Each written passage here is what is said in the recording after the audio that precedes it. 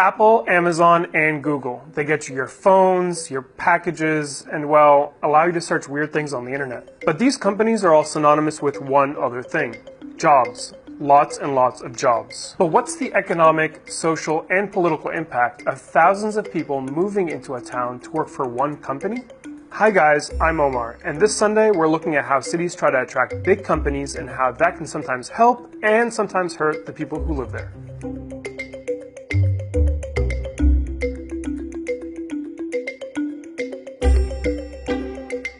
Okay, so in case you haven't heard, Amazon, led by the richest man in modern history, Jeff Bezos, has been on the hunt for a second corporate headquarters, otherwise known as HQ2. And while despite being a somewhat open process, it's been one hot mess, to put it bluntly. This is only the 6th big public auction in U.S. history. It provoked 238 bids, including many from places that don't have a prayer, that did not meet the original criteria. If you're wondering why so many cities apply to host Amazon's second headquarters, it's because, well, it potentially means tens of thousands of new, high-paying jobs. It also means $5 billion to local companies who will be charged with building the structures, hiring people who will then get paid, and contribute to small businesses across the city. All in all, HQ2's presence could really help the economic growth of the winning city. By its own projection, Amazon added $38 billion in value to the Seattle economy. This year, Amazon narrowed its list of finalists down to 20 cities, which included Boston, Washington, D.C., Atlanta, Los Angeles, Columbus, and Miami. These cities have tried to attract Amazon by flaunting their modern transportation systems and available housing infrastructure, as well as their cultural, educational, and financial institutions. Some cities like Boston have even reimagined entire neighborhoods to make way for HQ2. Check out this video that Boston submitted with its bid. Sounds great, right? Except Amazon might be looking for a whole lot more than that in the form of tax incentives from those competing cities. So they've been told that you need to offer long-term, deep tax discounts, property tax abatements, sales tax exemptions, income tax credits. Companies are like people. They pay 3 main kinds of taxes: income, sales, and property. And in many cases, especially for big deals, those taxes all go away for a long time.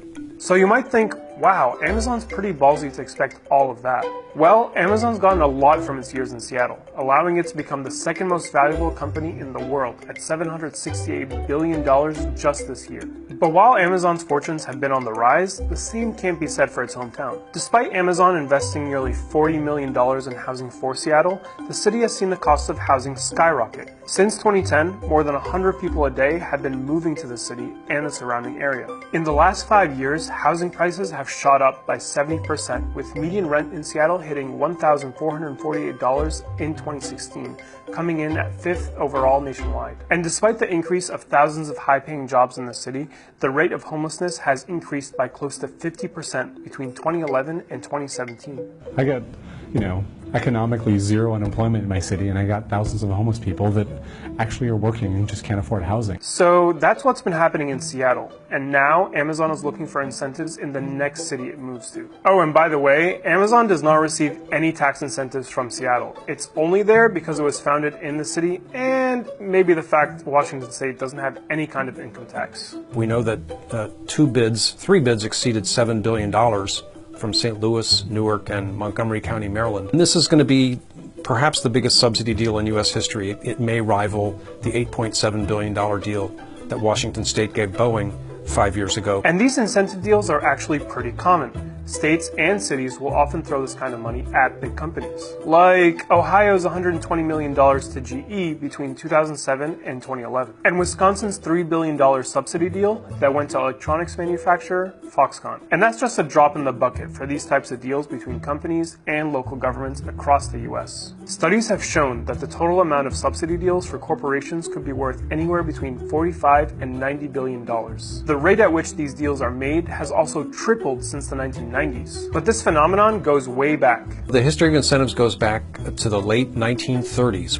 Mississippi created the first program intentionally designed to lure companies from the Midwest and from the Northeast. The whole system really took off, especially after World War II, when the interstate highway system got built starting in the 1950s. And by 1976, There's a cover article of Business Week talking about the second war among the states, that is, the war for jobs. Naturally, these deals have generated much controversy over the years, and in 2006, the Supreme Court overturned an Ohio court's ruling that said such deals were unconstitutional. We don't have a federal industrial policy to rein in the states from spending excessively in these chases or from actively pirating for each other. When free trade deals were being made left and right in the 80s and 90s, and factory after factory either shut down or moved abroad, many cities and states sought to attract other industries for their workforces. Enter the tech industry. As tech took off in the US in the 2000s, local and state governments started to compete once again to woo these companies to replace the long-gone factories. And sure, a lot of big tech companies have their home base in Silicon Valley, but they've also opened up data centers to store the immense amount of data that they generate. 26 states have created incentive programs to bring in these tech data centers. And a report found that Google, Microsoft, Facebook, Apple, and Amazon have received $2 billion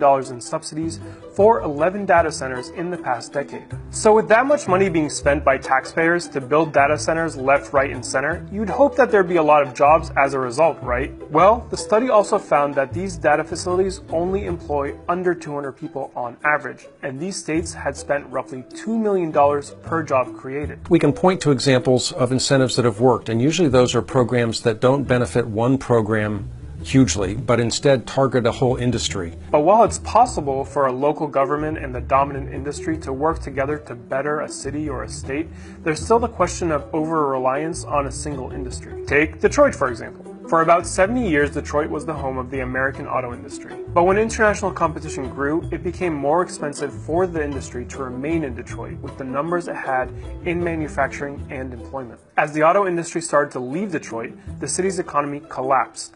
Today, the once thriving city is a shell of its former self. But the state of Michigan wasn't quite done enticing the auto industry. Ford, GM, and Chrysler were awarded tax credits worth $4.5 billion on the condition they keep 86,000 jobs in Michigan through 2032. By 2015, Michigan was facing a $289 million budget shortfall for the tax credits it had largely offered to the auto industry over the previous 20 years. $289 million?